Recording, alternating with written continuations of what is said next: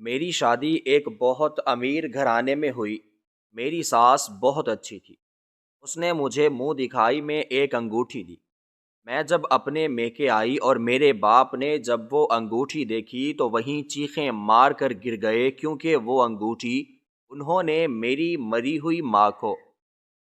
میری آنکھ کھلی تو میں نے خود کو ایک ایسے بستر پر پایا جو پھولوں کی پتیاں بچھا کر بنایا گیا محسوس ہوتا تھا۔ کمرے کی چھت اتنی اونچی تھی کہ نظر اٹھاتے ہی گردن دکھنے لگتی تھی، اور اس چھت سے لٹکتا ہوا فانوس کسی شاہی محل کی یاد دلاتا تھا، جس کے شیشے سورج کی پہلی کرن پڑتے ہی ہیرے کی طرح چمک رہے تھے۔ میں کچھ دیر تک بستر سے اٹھ ہی نہیں سکی، بس خالی نظروں سے اپنے ارد گرد کی چیزوں کو دیکھتی رہی۔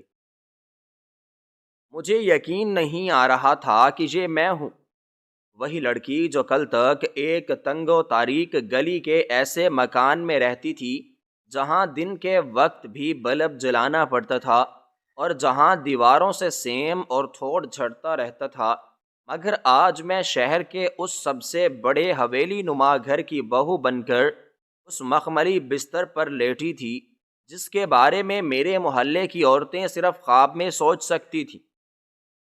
شادی کی تھکن میرے انگ انگ میں تھی، مگر اس سے زیادہ میرے ذہن پر حیرت اور خوشی کا بوجھ تھا۔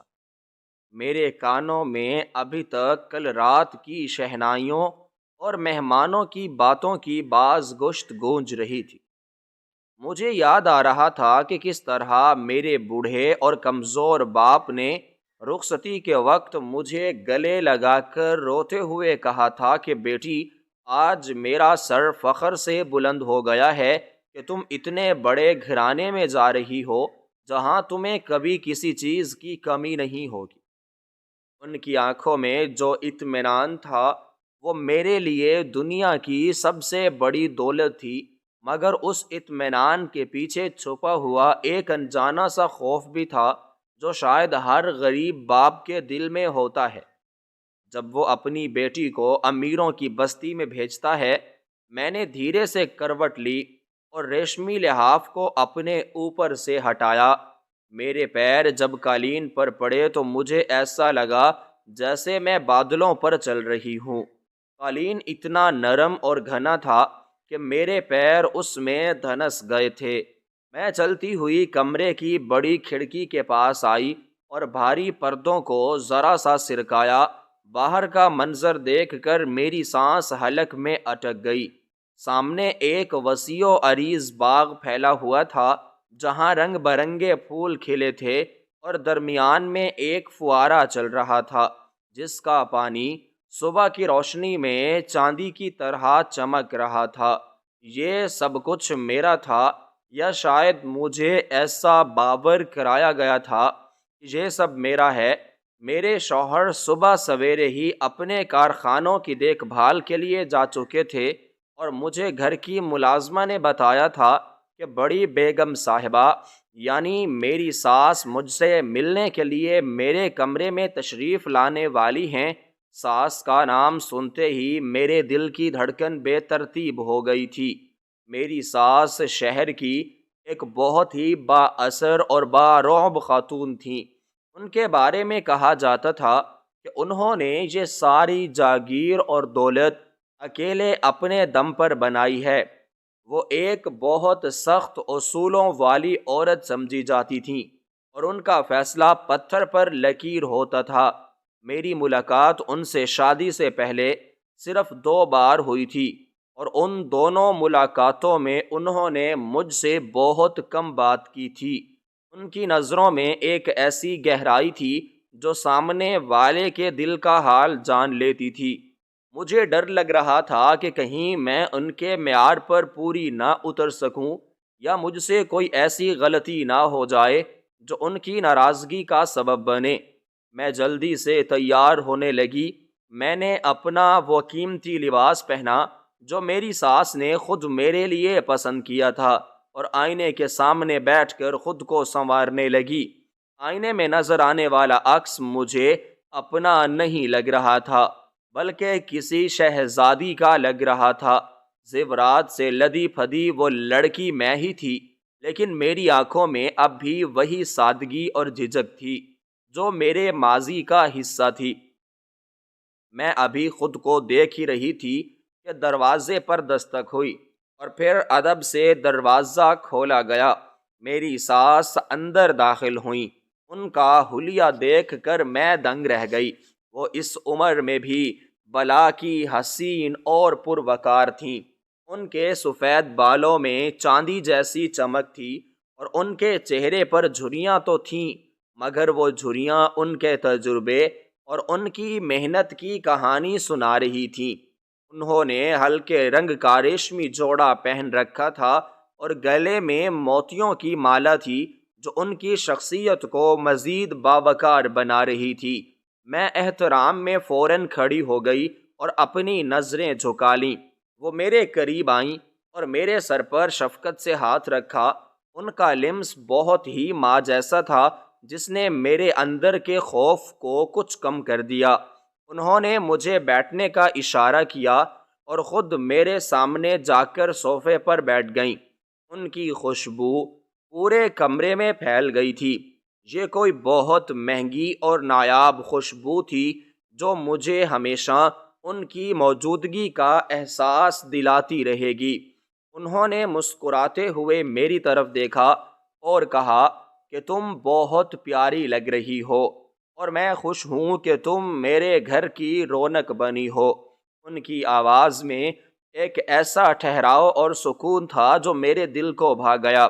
وہ مجھ سے باتیں کرنے لگیں اور بتانے لگیں کہ کس طرح انہوں نے اپنی جوانی میں سخت محنت کی ہے۔ وہ کہہ رہی تھیں کہ بیٹا، یہ دولت اور یہ آرام یوں ہی نہیں مل گیا، اس کے پیچھے میری راتوں کی نیندیں اور دن کا چین قربان ہوا ہے۔ میں نے تنکا تنکا جوڑ کر یہ آشیانہ بنایا ہے اور مجھے فخر ہے کہ میں نے کبھی کسی کا حق نہیں مارا اور ہمیشہ ایمانداری سے کام کیا۔ میں ان کی باتیں بہت غور سے سن رہی تھی اور دل ہی دل میں ان کی عزت کر رہی تھی کہ اتنی امیر ہونے کے باوجود وہ کتنی عاجز ہیں۔ انہوں نے مجھے بتایا کہ وہ مجھے اپنی بیٹیوں سے بڑھ کر چاہے گی اور بس وہ بدلے میں مجھ سے وفاداری اور گھر کی عزت کی حفاظت چاہتی ہیں۔ ان کی باتوں میں ممتا کی مٹھاس تھی، مگر ساتھ ہی ایک ایسی تنبیہ بھی تھی جو مجھے یہ احساس دلا رہی تھی کہ اس گھر کے کچھ اصول ہیں جنہیں توڑنے کی اجازت کسی کو نہیں ہے۔ پھر انہوں نے اپنے پاس رکھا ہوا ایک چھوٹا سا مخملی باکس اٹھایا۔ یہ گہرے سرخ رنگ کا ایک نفیس ڈبہ تھا جس پر سنہرے دھاگے سے کڑھائی کی گئی تھی۔ انہوں نے وہ ڈبہ میری طرف بڑھاتے ہوئے کہا کہ یہ تمہاری منہ دکھائی کا تحفہ ہے۔ یہ میرے لیے صرف ایک زیور نہیں ہے بلکہ میری زندگی کا ایک بہت اہم حصہ ہے۔ میں چاہتی ہوں کہ تم اسے قبول کرو اور ہمیشہ اپنے پاس رکھو۔ میں نے لرزتے ہاتھوں سے وہ ڈبہ تھاما۔ مجھے محسوس ہو رہا تھا کہ اس ڈبے کے اندر کوئی بہت ہی خاص چیز ہے۔ میرے دل کی دھڑکن تیز ہو گئی تھی اور کمرے میں ایک عجیب سی خاموشی چھا گئی تھی۔ میں نے آہستہ سے ڈبے کا ڈھکن کھولا۔ اندر مخمل کے درمیان میں ایک انگوٹھی رکھی تھی جسے دیکھتے ہی میری آنکھیں کھلی کی کھلی رہ گئیں۔ وہ انگوٹھی اتنی منفرد اور شاہانہ تھی کہ آج میں نے ایسی انگوٹھی کسی دکان یا کسی رسالے میں بھی نہیں دیکھی تھی۔ اس کے درمیان میں ایک بڑا سا یاقوت جڑا ہوا تھا جس کا رنگ کبوتر کے خون جیسا سرخ تھا اور اس کے گرد ہیروں کے چھوٹے چھوٹے ذرات ایسے جڑے ہوئے تھے جیسے چاند کے گرد ستارے ہوں۔ اس کا سونا عام سونا جیسے پیلا نہیں تھا بلکہ اس میں ایک ایسی قدیم سرخی مائل چمک تھی جو صدیوں پرانے زیورات میں ہوتی ہے۔ اس پر کی گئی نقش و نگار اتنی باریک اور نفیس تھی کہ انسانی آنکھ دنگ رہ جائے۔ اسے دیکھ کر ہی اندازہ ہوتا تھا کہ یہ کسی عام کاریگر کے ہاتھ کا کام نہیں ہے بلکہ اسے بنانے میں مہینوں یا شاید سالوں کا وقت لگا ہوگا۔ اس انگوٹھی سے ایک ایسی پر اسرار کشش نکل رہی تھی جو مجھے اپنی طرف کھینچ رہی تھی۔ میں نے اسے ڈبے سے نکالا اور اپنی ہتھیلی پر رکھا۔ اس کا وزن میری توقع سے کہیں زیادہ تھا اور اس کا لمس برف کی طرح ٹھنڈا تھا۔ میں اسے الٹ پلٹ کر دیکھنے لگی اور سوچنے لگی کہ یہ انگوٹھی کب اور کہاں بنی ہوگی اور کن کن ہاتھوں سے ہو کر آج مجھ تک پہنچی ہے۔ میری ساس خاموشی سے میرے چہرے کے تاثرات دیکھ رہی تھیں اور ان کے لبوں پر ایک پر اسرار سی مسکراہٹ تھی۔ میں نے انگوٹھی کو اپنی انگلی میں پہننے سے پہلے ایک بار پھر غور سے دیکھا تو بے اختیار میرے دل سے نکلا کہ انگوٹھی کتنی قدیم اور قیمتی لگتی ہے۔ میری ساس نے جب وہ انگوٹھی میری انگلی میں پہنا دی تو میرے وجود میں ایک عجیب سی سنسناہٹ دوڑ گئی تھی۔ مجھے ایسا لگا جیسے اس انگوٹھی کے نگینے میں کوئی ایسی مقناطیسی قوت ہے جو میرے خون کی گردش کو بھی اپنے قابو میں کر رہی ہے۔ ان کے جانے کے بعد میں کافی دیر تک اپنے ہاتھ کو دیکھتی رہی۔ وہ انگوٹھی میری مہندی لگی انگلیوں پر بہت جچ رہی تھی، مگر اس کی چمک میں ایک ایسی اجنبیت تھی جو مجھے بار بار یہ احساس دلا رہی تھی کہ یہ چیز میری دنیا کی نہیں ہے۔ ابھی میں ان خیالوں میں ہی گم تھی کہ باہر سے ملازمہ نے آ کر اطلاع دی کہ گاڑی تیار ہے اور مجھے میرے میکے لے جانے کے لیے انتظار کیا جا رہا ہے۔ یہ سنتے ہی میرے دل میں خوشی کی ایک لہر دوڑ گئی، کیونکہ شادی کے بعد یہ پہلا موقع تھا جب میں اپنے گھر والوں سے ملنے جا رہی تھی، اور خاص طور پر اپنے بوڑھے باپ سے جن کی بیماری اور کمزوری کا خیال مجھے ہر وقت ستاتا رہتا ہے۔ میں نے جلدی سے اپنی چادر سنبھالی اور کمرے سے باہر نکل آئی۔ برآمدے سے گزرتے ہوئے مجھے اپنے پیروں کی آہٹ بھی سنائی نہیں دے رہی تھی، کیونکہ فرش پر بچھے قالین بہت موٹے تھے۔ سیڑھیاں اترتے ہوئے میری نظر دیواروں پر لگی بڑی بڑی تصویروں پر پڑی جو شاید میرے سسرال کے بزرگوں کی تھیں۔ ان کی نظریں مجھے گھورتی ہوئی محسوس ہوئیں، جیسے وہ مجھ سے پوچھ رہے ہوں کہ کیا تم اس گھر اور اس انگوٹھی کے قابل ہو؟ میں نے اپنی نظریں جھکا لیں اور تیزی کے ساتھ نیچے آ گئی۔ نیچے ہال میں میری ساس کسی سے فون پر بات کر رہی تھیں۔ مجھے دیکھتے ہی وہ رک گئیں اور مسکراتے ہوئے میرے پاس آئیں۔ انہوں نے میری پیشانی پر بوسہ دیا اور ایک بار پھر میری انگلی میں پہنی اس انگوٹھی کو دیکھا۔ ان کی آنکھوں میں ایک عجیب سا سکون تھا، جیسے کوئی بہت پرانا بوجھ ان کے سر سے اتر گیا ہو۔ انہوں نے مجھے تاکید کی کہ میں اپنا بہت خیال رکھوں اور جلد واپس آ جاؤں۔ میں نے سر ہلایا اور باہر پورچ میں کھڑی گاڑی کی طرف بڑھ گئی۔ یہ ایک بہت بڑی اور کالی چمکدار گاڑی تھی جس کا دروازہ ڈرائیور نے میرے لیے کھولا۔ میں گاڑی میں بیٹھی تو اندر کا ماحول باہر کی گرمی سے بالکل مختلف تھا۔ اندر ٹھنڈک تھی اور ایک دھیمی دھیمی خوشبو بسی ہوئی تھی۔ گاڑی گیٹ سے باہر نکلی تو میں نے مڑ کر اس عالی شان محل کو دیکھا جہاں میں اب بہو بن کر آئی تھی۔ اونچی دیواریں اور بڑا گیٹ مجھے الوداع کہہ رہے تھے۔ گاڑی جیسے ہی سڑک پر آئی اور رفتار پکڑی تو میں نے سر پیچھے سیٹ سے ٹکا دیا اور اپنی آنکھیں بند کر لیں۔ میرے ذہن میں ہزاروں باتیں چل رہی تھیں۔ میں سوچ رہی تھی کہ جب میرے محلے والے مجھے اتنی بڑی گاڑی میں آتے دیکھیں گے تو ان کی آنکھیں حیرت سے پھٹی رہ جائیں گی۔ وہ لڑکیاں جو میرے ساتھ کھیلی تھیں اور جو ہمیشہ مجھے میری غربت کا طعنہ دیتی تھیں، آج وہ دیکھیں گی کہ خدا نے مجھے کس مقام پر پہنچا دیا ہے۔ مگر ان سب کے خیالوں کے درمیان مجھے سب سے زیادہ بے چینی اپنے باپ کے رد عمل کی تھی۔ میں جانتی تھی کہ وہ مجھے دیکھ کر رو پڑیں گے۔ گاڑی شہر کے پوش علاقے سے نکل کر اب عام سڑکوں پر آ گئی تھی۔ یہاں ٹریفک کا شور زیادہ تھا اور سڑکیں بھی ٹوٹی پھوٹی تھیں۔ گاڑی کے کالے شیشوں کے پار مجھے باہر کی دنیا دھندلی اور دور نظر آ رہی تھی۔ میں دیکھ رہی تھی کہ لوگ دھوپ میں بسوں کے انتظار میں کھڑے ہیں، ٹھیلے والے آوازیں لگا رہے ہیں، اور زندگی اپنی تمام تر مشکلات کے ساتھ رواں دواں ہے۔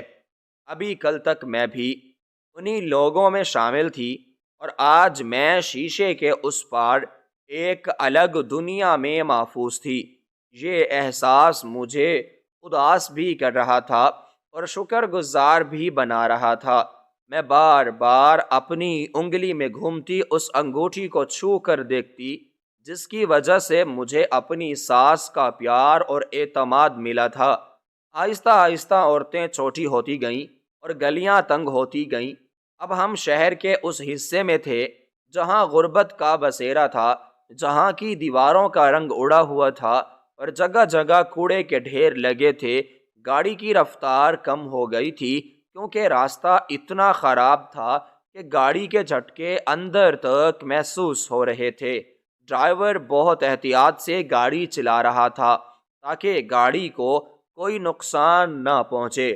باہر گلی میں کھیلتے ہوئے بچے گاڑی کو دیکھ کر شور مچانے لگے اور گاڑی کے پیچھے بھاگنے لگے۔ میں نے ان بچوں میں اپنے بچپن کو دیکھا۔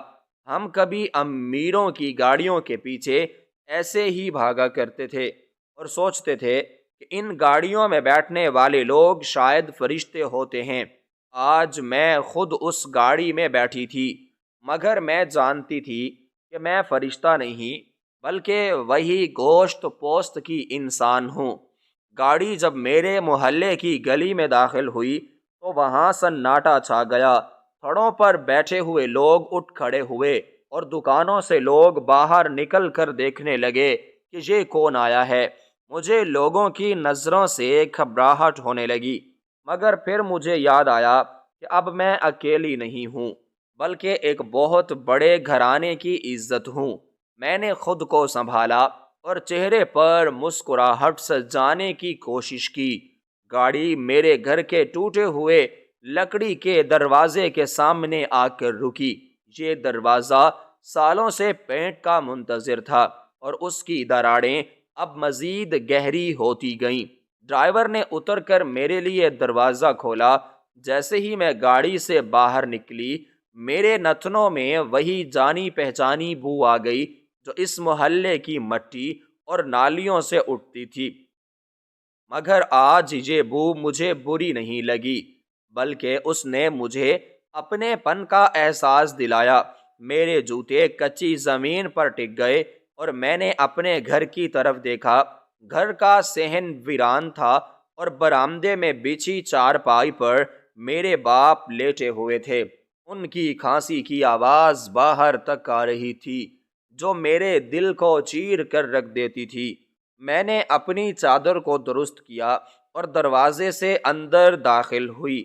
میرے قدموں کی آہٹ سن کر باپ نے سر اٹھایا۔ ان کی آنکھیں کمزور ہو چکی تھیں اور انہیں شاید یقین نہیں آ رہا تھا کہ یہ میں ہوں۔ میں نے زور سے پکارا، بابا میں ہوں آپ کی بیٹی۔ یہ سنتے ہی وہ تیزی سے اٹھنے کی کوشش کرنے لگے مگر کمزوری کی وجہ سے لڑکھڑا گئے۔ میں دوڑ کر ان کے پاس پہنچی اور انہیں تھام لیا۔ وہ میرے گلے لگ کر رونے لگے۔ ان کے آنسو میرے کندھے کو بھگو رہے تھے اور ان کا کمزور جسم کانپ رہا تھا۔ میں بھی اپنے آنسو نہ روک سکی اور ہم دونوں باپ بیٹی کافی دیر تک بغیر کچھ بولے بوتے رہے۔ یہ آنسو خوشی کے بھی تھے اور جدائی کے بھی۔ کافی دیر بعد ہم الگ ہوئے اور انہوں نے مجھے سر سے پاؤں تک دیکھا۔ میری قیمتی ساڑی، میرے زیورات اور میرے چہرے کی رونق دیکھ کر وہ بار بار خدا کا شکر ادا کرنے لگے۔ انہوں نے میرے ماتھے کو چوما اور مجھے اپنے پاس چارپائی پر بٹھا لیا۔ میں نے محسوس کیا کہ ان کا بخار اب بھی تیز تھا اور ان کی رنگت زرد پڑی ہوئی تھی۔ میں نے ان سے ان کی طبیعت کا پوچھا تو انہوں نے مسکرا کر کہا کہ تمہیں دیکھ لیا ہے، اب سب ٹھیک ہو جائے گا۔ تم بتاؤ تم کیسی ہو، تمہارے سسرال والے کیسے ہیں، کیا وہ تمہارا خیال رکھتے ہیں؟ میں نے جوش سے انہیں بتانا شروع کیا کہ بابا آپ فکر نہ کریں، میں بہت خوش ہوں، میری ساس بہت اچھی ہیں، وہ مجھے اپنی بیٹیوں کی طرح رکھتی ہیں، گھر میں نوکر چاکر ہیں، کھانے پینے کی کوئی کمی نہیں ہے، اور شوہر بھی میرا بہت خیال رکھتے ہیں۔ باپ میری باتیں سنتے جاتے اور ان کے چہرے پر اطمینان بڑھتا جاتا۔ وہ بار بار آسمان کی طرف دیکھ کر کہتے کہ مالک تیرا شکر ہے، میں نے اپنی بیٹی کے لیے جو دعائیں مانگی تھیں وہ قبول ہو گئیں۔ میں نے انہیں بتایا کہ میری ساس کتنی فیاض دل ہیں اور انہوں نے مجھے منہ دکھائی میں کتنا کچھ دیا ہے۔ باتوں کے دوران میں نے دیکھا کہ گھر کی حالت پہلے سے بھی زیادہ خستہ ہو گئی ہے، چھت کی کڑیاں جھک گئی ہیں اور دیواروں سے پلستر گر رہا ہے۔ مجھے خیال آیا کہ اب میرے پاس اتنے زیادہ وسائل ہیں کہ میں اپنے باپ کا علاج بھی کروا سکتی ہوں اور اس گھر کو بھی ٹھیک کروا سکتی ہوں۔ میں نے اپنے باپ کا ہاتھ اپنے ہاتھ میں لے لیا۔ ان کے ہاتھ محنت اور مشقت کی وجہ سے سخت اور کھردرے ہو چکے تھے، جبکہ میرے ہاتھ اب مہندی اور چوڑیوں سے سجے تھے۔ میں نے ان سے کہا کہ بابا اب آپ کو کام کرنے کی ضرورت نہیں ہے، میں اپنے شوہر سے بات کروں گی، وہ آپ کا سارا خرچ اٹھا لیں گے اور آپ کا علاج بھی کسی بڑے ڈاکٹر سے کروائیں گے۔ باپ نے میرے ہاتھ کو تھپ تھپایا اور کہا کہ بیٹی مجھے کسی کی کوئی ضرورت نہیں، بس تم خوش رہو، یہی میری زندگی کی کمائی ہے۔ اسی لمحے میری نظر اپنی انگلی میں پہنی اس انگوٹھی پر پڑی جو کمرے کی نیم تاریکی میں بھی چمک رہی تھی۔ مجھے ساس کا حکم آیا کہ انگوٹھی ضرور دکھانا۔ میں نے سوچا کہ بابا کو یہ انگوٹھی دکھاؤں گی تو وہ اور بھی خوش ہوں گے کہ ان کی بیٹی کو اتنا قیمتی تحفہ ملا ہے۔ میں نے بڑے چاؤ سے اپنے ہاتھ ان کے سامنے کیا اور کہا بابا دیکھیں، میری ساس نے مجھے یہ انگوٹھی دی ہے، یہ بہت پرانی اور قیمتی ہے۔ وہ کہہ رہی تھیں کہ یہ ان کے خاندان کی نشانی ہے۔ باپ نے پہلے تو سرسری نظر ڈالی اور مسکرانے لگے، مگر جیسے ہی ان کی نظر اس انگوٹھی کے نگینے اور اس کے ڈیزائن پر جمی، ان کی مسکراہٹ ایک دم غائب ہو گئی۔ میں نے محسوس کیا کہ ان کے ہاتھ کی گرفت میرے ہاتھ پر اچانک سخت ہو گئی ہے، اتنی سخت کہ مجھے درد ہونے لگا۔ میں نے حیرت سے ان کے چہرے کی طرف دیکھا تو میرے رونگٹے کھڑے ہو گئے۔ ان کا چہرہ جو ابھی خوشی سے تمتمایا ہوا تھا اب بالکل سفید پڑ چکا تھا، جیسے کسی نے ان کے جسم سے روح کھینچ لی ہو۔ ان کی آنکھیں پھٹی کی پھٹی رہ گئیں اور وہ پلک چھپکنا بھول گئے۔ ان کی نظریں اس انگوٹھی پر ایسے گڑی ہوئی تھیں جیسے وہ کوئی زیور نہیں بلکہ ان کی موت کا پروانہ ہو۔ ان کے ہونٹ لرزنے لگے اور وہ کچھ کہنا چاہ رہے تھے، مگر ان کے حلق سے آواز نہیں نکل رہی تھی، صرف ایک گھٹی گھٹی سی خرخراہٹ سنائی دے رہی تھی۔ میں نے گھبرا کر پوچھا بابا کیا ہوا، آپ ایسے کیوں دیکھ رہے ہیں؟ مگر انہوں نے میری بات کا کوئی جواب نہیں دیا، وہ بس اس انگوٹھی کو دیکھے جا رہے تھے۔ ان کے ماتھے پر پسینے کے بڑے بڑے قطرے نمودار ہو گئے اور ان کا پورا جسم کانپنے لگا جیسے انہیں سردی لگ رہی ہو۔ میں نے دیکھا کہ ان کی آنکھوں میں خوف کا ایک ایسا سمندر امڈ آیا ہے جو میں نے آج تک نہیں دیکھا تھا۔ یہ خوف کسی معمولی بات کا نہیں تھا، بلکہ ایسا لگتا تھا جیسے وہ ماضی کا کوئی بھوت دیکھ رہے ہوں، کوئی ایسا منظر جو انہوں نے برسوں پہلے بھلا دیا تھا اور اب وہ اچانک ان کے سامنے آ کھڑا ہوا تھا۔ ان کا سانس پھولنے لگا اور وہ اپنا دوسرا ہاتھ اپنے سینے پر لے گئے جیسے ان کے دل میں شدید تکلیف ہو رہی ہو۔ میں بری طرح ڈر گئی اور میں نے ان کا ہاتھ جھنجھوڑا۔ بابا بولیں تو صحیح، کیا ہوا ہے؟ یہ انگوٹھی ہی تو ہے، میری ساس نے دی ہے، مگر میری ساس کا نام سنتے ہی ان کے چہرے پر جو تاثر ابھرا وہ نفرت اور دہشت کا ملا جلا تھا۔ انہوں نے ایک جھٹکے سے میرا ہاتھ چھوڑ دیا، جیسے اس انگوٹھی نے انہیں ڈس لیا ہو۔ وہ پیچھے ہٹنے کی کوشش کرنے لگے، مگر چارپائی کی وجہ سے گرتے گرتے بچے۔ ان کی حالت دیکھ کر مجھے لگا کہ شاید انہیں دل کا دورہ پڑ رہا ہے۔ میں مدد کے لیے چلانے ہی والی تھی کہ انہوں نے کانپتی ہوئی آواز میں کچھ کہنے کی کوشش کی۔ ان کی آواز ٹوٹی ہوئی اور مدھم تھی، مگر اس میں جو درد اور حیرت تھی وہ ناقابل بیان تھی۔ وہ بار بار اپنی انگلی سے انگوٹھی کی طرف اشارہ کر رہے تھے اور ان کا منہ کھلا رہ گیا تھا۔ میں سمجھ نہیں پا رہی تھی کہ آخر اس انگوٹھی میں ایسی کیا بات ہے جس نے میرے باپ کو اس حال میں پہنچا دیا ہے۔ کیا یہ انگوٹھی منحوس ہے یا اس کے پیچھے کوئی ایسی کہانی ہے جو میں نہیں جانتی؟ کمرے کی فضا بوجھل ہو گئی تھی اور دیواروں سے آنے والی خاموشی اب ڈراؤنی لگنے لگی تھی۔ باہر گلی کا شور بالکل ختم ہو چکا تھا اور مجھے صرف اپنے باپ کی تیز چلتی ہوئی سانسیں اور اپنے دل کی دھڑکن سنائی دے رہی تھی۔ مجھے اپنی ساس کا مسکراتا ہوا چہرہ یاد آیا جب وہ مجھے یہ انگوٹھی دے رہی تھی۔ کیا وہ جانتی تھیں کہ اس انگوٹھی کا میرے بابا جان سے کوئی تعلق ہے یا یہ محض ایک اتفاق تھا؟ مگر میرے باپ کا رد عمل بتا رہا تھا کہ یہ کوئی اتفاق نہیں ہے۔ یہ انگوٹھی صرف سونا اور ہیرا نہیں تھی، بلکہ یہ کوئی ایسا راز تھی جو میرے باپ کے سینے میں برسوں سے دفن تھا، اور آج میرے ہاتھ میں آ کر وہ راز باہر نکلنے کے لیے مچل رہا تھا۔ باپ نے دوبارہ میری طرف دیکھا۔ ان کی آنکھوں میں آنسو تھے، مگر یہ خوشی کے آنسو نہیں تھے، بلکہ بے بسی اور پچھتاوے کے آنسو تھے۔ انہوں نے بڑی مشکل سے اپنے لرزتے ہوئے ہونٹوں کو حرکت دی اور ایک ایسا لفظ ادا کیا جو میری سمجھ میں نہیں آیا، مگر اس کے ساتھ ہی ان کی آنکھیں چھت کی طرف اٹھ گئیں اور ان کا جسم ڈھیلا پڑ گیا۔ وہ چارپائی پر لڑک گئے اور ایک زوردار چیخ ان کے حلق سے نکلی جس نے گھر کے در و دیوار ہلا دیے۔ یہ چیخ درد کی نہیں تھی، بلکہ اس صدمے کی تھی جو اس انگوٹھی نے انہیں دیا تھا۔ میں وہیں جم کر رہ گئی۔ میرے ہاتھ کی وہ انگلی جس میں انگوٹھی تھی اب مجھے جلتی ہوئی محسوس ہو رہی تھی۔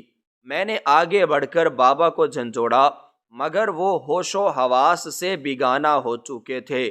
ان کی نظریں اب بھی میرے ہاتھ پر جمی ہوئی تھیں، جیسے وہ مرتے دم تک اس انگوٹھی کو اپنی نظروں سے اوجھل نہیں ہونے دینا چاہتے تھے۔ یہ منظر اتنا خوفناک تھا کہ میری اپنی چیخ نکل گئی اور میں سمجھ گئی کہ میری شادی اور یہ انگوٹھی کوئی عام واقعہ نہیں، بلکہ کسی بڑے طوفان کا پیش خیمہ ہے۔ میرے باپ کی وہ چیخ میرے وجود کی بنیادیں ہلا گئی تھی۔ میں نے اپنی زندگی میں کبھی انہیں اس طرح ٹوٹتے ہوئے نہیں دیکھا تھا۔ وہ زمین پر گرے ہوئے تھے اور ان کا جسم مچھلی کی طرح تڑپ رہا تھا۔ میں دیوانہ وار ان کے سینے کو مل رہی تھی اور بار بار انہیں پکار رہی تھی، بابا آنکھیں کھولیں، بابا مجھے مت ڈرائیں، مگر ان کی آنکھوں کی پتلیاں اوپر چڑھ چکی تھیں اور ان کے منہ سے جھاگ نکل رہا تھا۔ مجھے کچھ سمجھ نہیں آ رہا تھا کہ اچانک ہنستے کھیلتے انسان کو کیا ہو گیا ہے۔ میں نے دوڑ کر میز پر رکھا پانی کا جگ اٹھایا اور کانپتے ہاتھوں سے ان کے منہ پر پانی کے چھینٹے مارے۔ پانی کی ٹھنڈک نے شاید انہیں کچھ ہوش دلا دیا۔ ان کے جسم کی لرزش کم ہوئی اور انہوں نے ایک لمبی ہچکی لی۔ ان کی آنکھیں آہستہ آہستہ اپنی جگہ پر واپس آنے لگیں، مگر ان میں جو وحشت تھی وہ ابھی تک قائم تھی۔ انہوں نے مجھے پہچاننے میں کچھ وقت لیا اور پھر جیسے ہی ان کی نظر میرے چہرے سے پھسل کر دوبارہ میرے ہاتھ پر گئی، وہ پھر سے چیخنے لگے، اتار دو اسے، اتار پھینکو اس ناگن کو، یہ انگوٹھی نہیں، یہ موت ہے، یہ ہماری بربادی کا نشان ہے۔ میں ان کی باتیں سن کر بری طرح خوفزدہ ہو گئی۔ مجھے لگا شاید ان کے دماغ پر کوئی اثر ہو گیا ہے۔ میں نے روتے ہوئے کہا، بابا یہ تو سونے کی انگوٹھی ہے، یہ میری ساس کا تحفہ ہے، آپ اسے ناگین کیوں کہہ رہے ہیں؟ مگر انہوں نے میری بات سننے کی بجائے میرے ہاتھ کو جھٹکا اور انگوٹھی کو نوچنے کی کوشش کی۔ ان کی حالت غیر تھی اور وہ بار بار کہہ رہے تھے کہ تمہیں نہیں معلوم یہ کیا ہے، یہ وہ لعنت ہے جس نے تمہاری ماں کو کھا لیا، یہ وہ زہر ہے جس نے ہماری زندگی برباد کر دی۔ میں نے بڑی مشکل سے انہیں سنبھالا اور تکیہ ان کے سر کے نیچے رکھا۔ میں نے دیکھا کہ ان کی سانسیں ابھی تک بے ترتیب ہیں اور ماتھے پر پسینہ دریا کی طرح بہہ رہا ہے۔ میں نے ان کا ہاتھ اپنے ہاتھوں میں لیا اور کہا، بابا مجھے بتائیں کیا بات ہے، آپ میری ساس کو اور اس انگوٹھی کو دیکھ کر اتنا ڈر کیوں گئے ہیں؟ کیا آپ اسے پہچانتے ہیں؟ میرے اس سوال پر انہوں نے آنکھیں بند کر لیں اور ان کے آنسو بند آنکھوں سے بھی بہنے لگے۔ کمرے میں ایک ایسی اداسی اور سوگوار فضا چھا گئی تھی جیسے یہاں ابھی ابھی کسی کا جنازہ اٹھا ہو۔ کافی دیر کی خاموشی کے بعد انہوں نے اپنی آنکھیں کھولیں تو ان میں ایک عجیب سا عزم تھا، جیسے وہ کوئی بہت بھاری بوجھ اپنے سینے سے اتارنے والے ہوں۔ انہوں نے مدھم اور ٹوٹی ہوئی آواز میں کہنا شروع کیا، بیٹی تم جس عورت کو اپنی ساس سمجھتی ہو اور جس محل کو اپنا گھر سمجھتی ہو، وہ سب جھوٹ اور فریب کی بنیاد پر کھڑا ہے۔ یہ عورت کوئی خاندانی رئیس نہیں ہے اور نہ ہی یہ دولت اس کی محنت کی کمائی ہے۔ یہ سن کر مجھے جھٹکا لگا، مگر میں خاموش رہی کیونکہ میں جاننا چاہتی تھی کہ آخر ماجرا کیا ہے۔ بابا نے کانپتی ہوئی آواز میں ماضی کا ورق الٹنا شروع کیا۔ انہوں نے بتایا کہ 25 سال پہلے جب تم ابھی بہت چھوٹی تھی اور شاید تمہیں یاد بھی نہ ہو، ہم بہت خوشحال ہوا کرتے تھے۔ ہمارا اپنا چھوٹا سا کاروبار تھا اور گھر میں سکون تھا، مگر پھر اچانک تمہاری ماں بیمار ہو گئی۔ انہیں ایک ایسا موذی مرض لاحق ہو گیا تھا جس کا علاج بہت مہنگا تھا۔ ڈاکٹروں نے کہا تھا کہ اگر بروقت آپریشن نہ ہوا تو وہ نہیں بچے گی۔ میں اپنی بیوی سے دیوانہ وار محبت کرتا تھا۔ میں نے اسے بچانے کے لیے اپنی دکان بیچ دی، اپنی زمین بیچ دی اور جتنا بھی پیسہ جمع ہو سکا وہ اکٹھا کیا۔ تمہاری ماں کے پاس ان کے جہیز کے بہت قیمتی زیورات تھے جو انہوں نے سنبھال کر رکھے تھے۔ ان زیورات میں سب سے قیمتی یہی انگوٹھی تھی جو اب تمہاری انگلی میں ہے۔ یہ انگوٹھی میرے دادا نے خاص طور پر بنوائی تھی اور اس پر ہمارے خاندان کا ایک خفیہ نشان بھی کندہ ہے جو میں نے ابھی دیکھا ہے۔ بابا کی آواز بھرا گئی اور وہ کچھ لمحے کے لیے رک گئے۔ میں سانس روکے ان کی بات سن رہی تھی۔ مجھے اپنی انگلی میں پہنی انگوٹھی اب واقعی بھاری لگنے لگی تھی۔ انہوں نے بات جاری رکھتے ہوئے کہا کہ ان دنوں تمہاری ماں کی دیکھ بھال کے لیے اور گھر کے کام کاج کے لیے ہمیں ایک ملازمہ کی ضرورت تھی۔ ایک عورت ہمارے گھر کام مانگنے آئی۔ وہ بہت مظلوم بن کر آئی تھی اور کہتی تھی کہ اس کا دنیا میں کوئی نہیں ہے۔ تمہاری ماں کا دل بہت نرم تھا۔ انہوں نے اس عورت کو گھر میں رکھ لیا۔ وہ عورت بہت چالاک تھی۔ اس نے چند ہی دنوں میں تمہاری ماں کا اعتماد جیت لیا۔ وہ ہر وقت تمہاری ماں کے پاس رہتی، ان کے پاؤں دباتی اور انہیں دوائیاں دیتی۔ میں بھی مطمئن ہو گیا تھا کہ چلو کوئی تو ہے جو میری غیر موجودگی میں میری بیمار بیوی کا خیال رکھتا ہے۔ ہم نے اس عورت کو اپنے گھر کا فرد سمجھ لیا تھا۔ ہمیں کیا معلوم تھا کہ ہم نے اپنی آستین میں سانپ پال لیا ہے۔ بابا کا لہجہ سخت ہوتا جا رہا تھا اور ان کی آنکھوں میں نفرت کے شعلے بھڑک رہے تھے۔ انہوں نے بتایا کہ آپریشن کی تاریخ طے ہو چکی تھی۔ میں نے علاج کے سارے پیسے اور تمہاری ماں کے سارے زیورات ایک بڑے سے باکس میں رکھ کر الماری میں بند کر دیے تھے تاکہ صبح ہوتے ہی ہسپتال جا سکیں اور فیس جمع کروا سکیں۔ اس رات باہر بہت طوفان تھا اور بارش ہو رہی تھی۔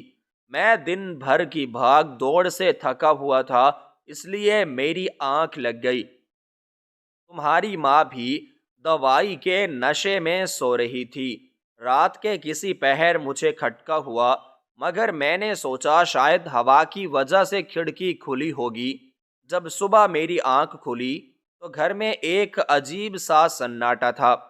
میں نے دیکھا کہ الماری کا دروازہ کھلا ہوا ہے اور وہ باکس غائب ہے۔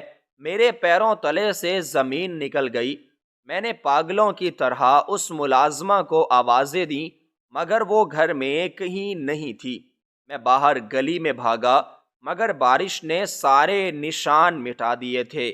وہ عورت ہمارے علاج کے سارے پیسے اور وہ تمام زیورات لے کر رات کے اندھیرے میں فرار ہو چکی تھی۔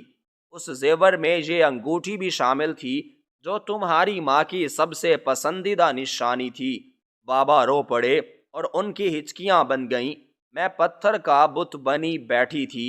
میرے ذہن میں اپنی ساس کا چہرہ گھوم رہا تھا، ان کی شرافت، ان کا وقار اور ان کی دولت کا رعب، سب کچھ میری نظروں کے سامنے دھندلا رہا تھا۔ بابا نے خود کو سنبھالتے ہوئے کہا کہ میں پولیس کے پاس گیا۔ میں نے ہر جگہ اس عورت کو تلاش کیا، مگر وہ ایسی غائب ہوئی جیسے زمین کھا گئی ہو یا آسمان نگل گیا ہو۔ ادھر ہسپتال میں ڈاکٹروں نے پیسوں کے بغیر علاج کرنے سے انکار کر دیا۔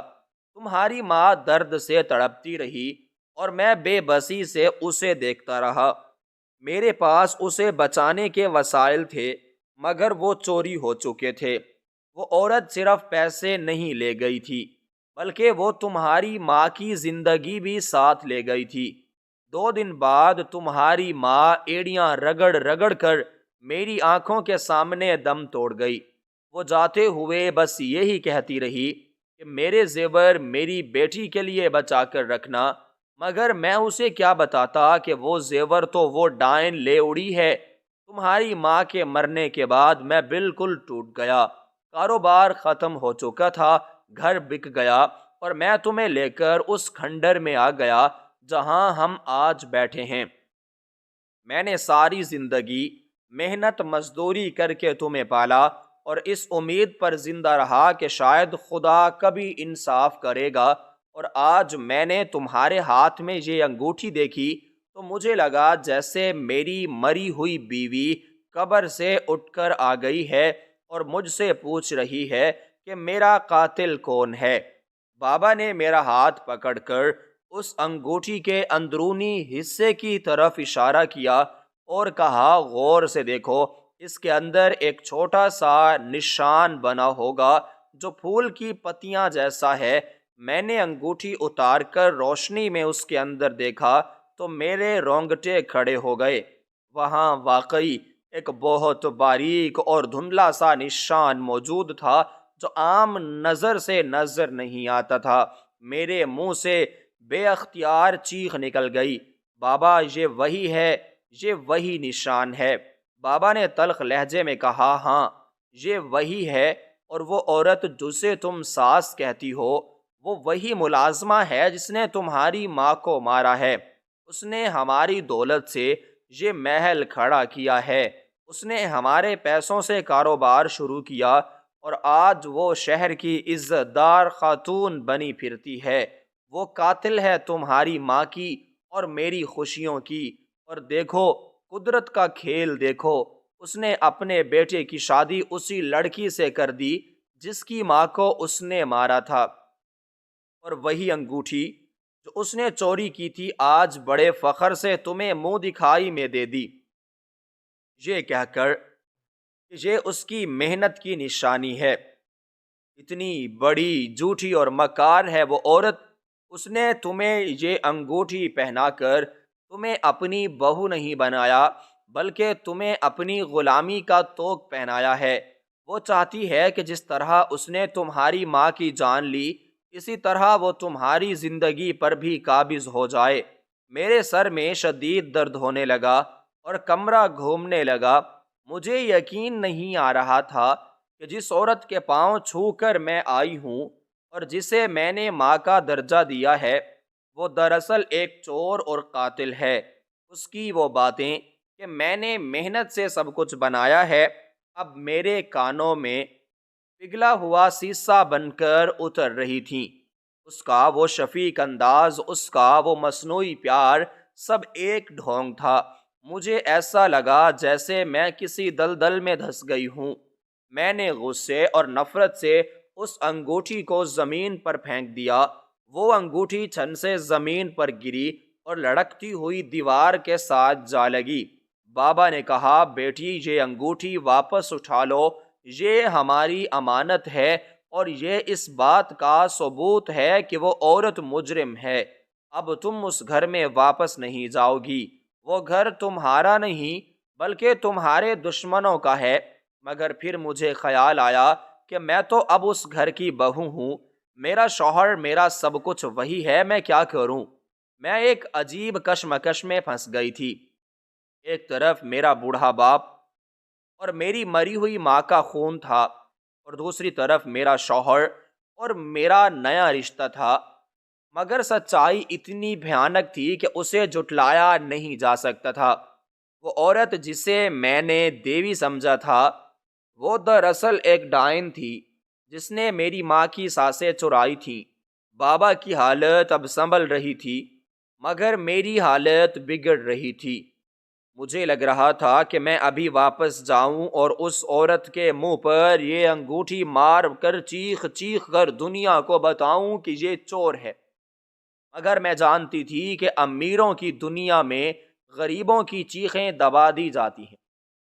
لیکن آج قدرت نے مجھے ایک موقع دیا تھا۔ یہ انگوٹھی صرف ایک زیور نہیں تھی، بلکہ یہ ایک تلوار تھی جو میرے ہاتھ میں آ گئی تھی، اور اب مجھے فیصلہ کرنا تھا کہ میں اس تلوار سے اپنے ماضی کا بدلہ لوں گی یا خاموشی سے اس ظلم کے آگے سر جھکا دوں گی۔ میرے باپ نے مجھے گلے لگا لیا اور ہم دونوں باپ بیٹی اس ٹوٹے ہوئے مکان میں بیٹھ کر اپنی قسمت پر روتے رہے۔ مگر اب ان آنسوؤں میں بے بسی نہیں تھی، بلکہ انتقام کی ایک چنگاری تھی جو اس انگوٹھی کی چمک سے بھی زیادہ تیز تھی۔ راز فاش ہو چکا تھا اور پردہ اٹھ چکا تھا۔ وہ عظیم ساس دراصل ایک مفرور ملازمہ اور قاتل تھی۔ زمین پر پڑی وہ انگوٹھی اب میرے لیے محض سونے کا ایک ٹکڑا نہیں تھی، بلکہ وہ میرے باپ کی برباد شدہ زندگی اور میری ماں کی ناگہانی موت کا حساب مانگ رہی تھی۔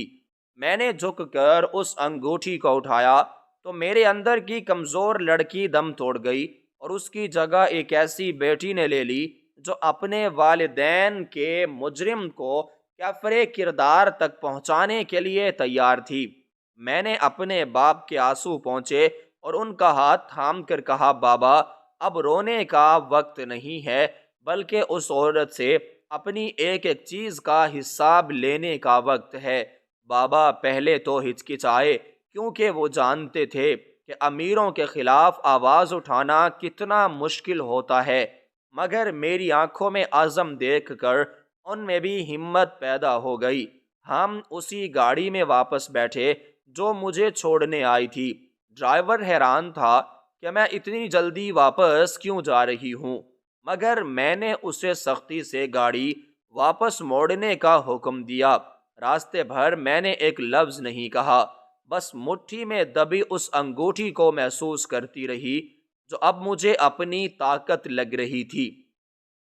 جب ہم اس عالی شان محل کے گیٹ پر پہنچے تو وہاں کھڑے پہرے داروں نے ہمیں روکنے کی کوشش کی، مگر میں نے انہیں نظر انداز کرتے ہوئے گاڑی اندر لے جانے کا اشارہ کیا۔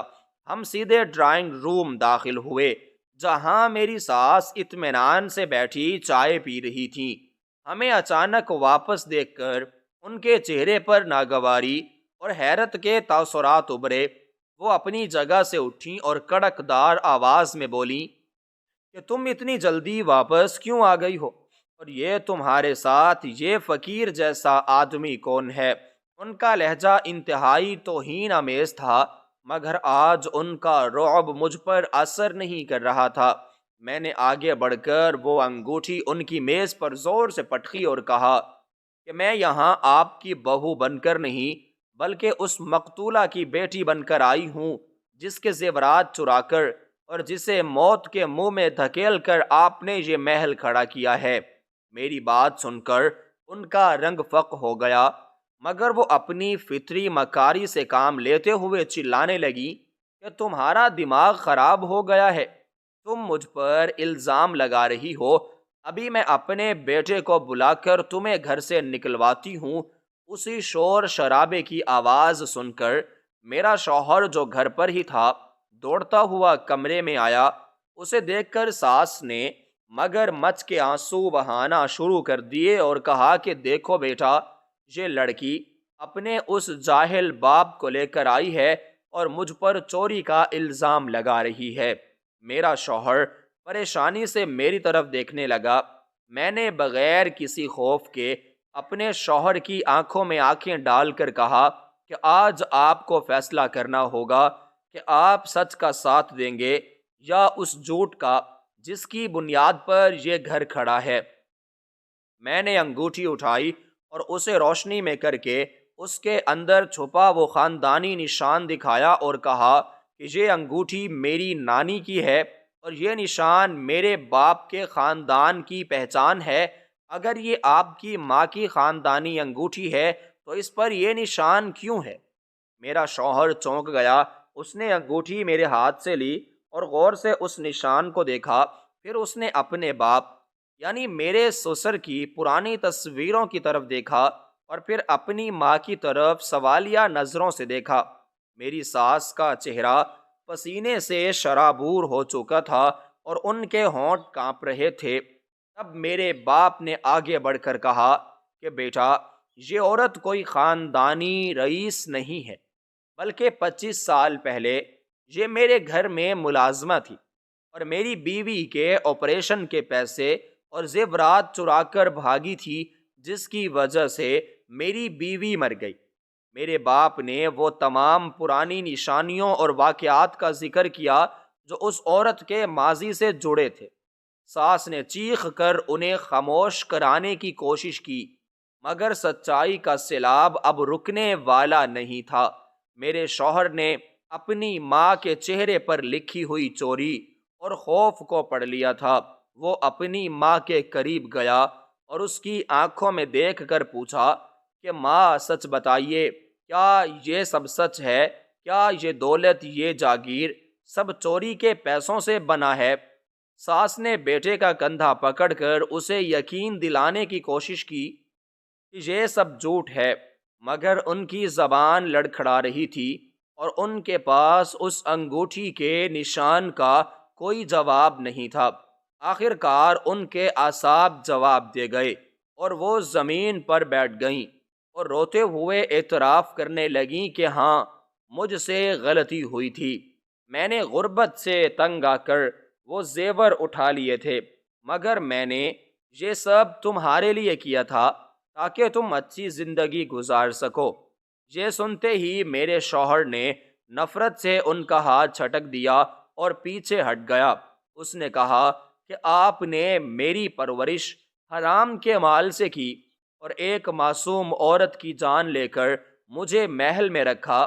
مجھے ایسی ماں اور ایسی دولت پر لعنت بھیجنے میں کوئی عار نہیں۔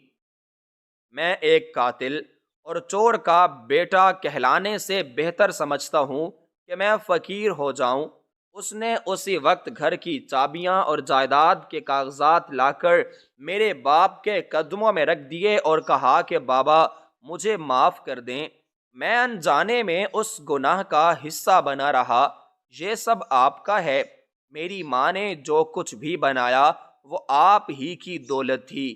میرے باپ نے روتے ہوئے اسے اٹھایا اور سینے سے لگا لیا۔ میری ساس جو اپنی انا کے گھمنڈ میں خود کو خدا سمجھ بیٹھی تھی، اب زمین پر پڑی گڑ گڑا رہی تھیں، مگر اب ان کے لیے کسی کے دل میں رحم نہیں تھا۔ میرا شوہر انہیں پولیس کے حوالے کرنے کے لیے تیار ہو گیا تھا، کیونکہ وہ جانتا تھا کہ جرم کی سزا ملنا ضروری ہے، چاہے مجرم اپنی ماں ہی کیوں نہ ہو۔ پولیس آئی اور اس عالی شان گھر کی مالکن کو ہتھکڑی لگا کر لے گئی۔ اس کا غرور خاک میں مل گیا، اور وہ دولت جس پر اسے ناز تھا وہ اس کے کسی کام نہ آئی۔ قانون نے ساری جائیداد اور دولت کا اصل حقدار میرے باپ کو قرار دیا، کیونکہ وہ سب چوری کے سرمایے سے بنایا گیا تھا۔ ہم نے وہ محل نما گھر بیچ دیا، کیونکہ اس کی بنیادوں میں میری ماں کا خون تھا، اور اس سے ملنے والی رقم سے میرے باپ نے ایک بہت بڑا ہسپتال بنوایا جہاں غریبوں کا مفت علاج ہوتا تھا، تاکہ جو تکلیف میری ماں نے اٹھائی وہ کسی اور کو نہ اٹھانی پڑے۔ میرے شوہر نے اپنی محنت سے نئی زندگی شروع کرنے کا فیصلہ کیا، اور ہم نے سادگی سے ایک نئی دنیا بسائی۔ اس سارے واقعے نے ہمیں اور پڑھنے والوں کو یہ سبق دیا کہ ظلم اور گناہ کی عمارت چاہے کتنی ہی اونچی کیوں نہ ہو، ایک نہ ایک دن دھڑام سے گر جاتی ہے۔ وہ انگوٹھی جو کبھی چوری کی نشانی تھی، اب ہمارے لیے وہ انصاف کی علامت بن گئی تھی، اور میری ساس کا انجام دنیا کے لیے عبرت کا نشان بن گیا کہ دوسروں کا حق مارنے والے کبھی فلاح نہیں پاتے۔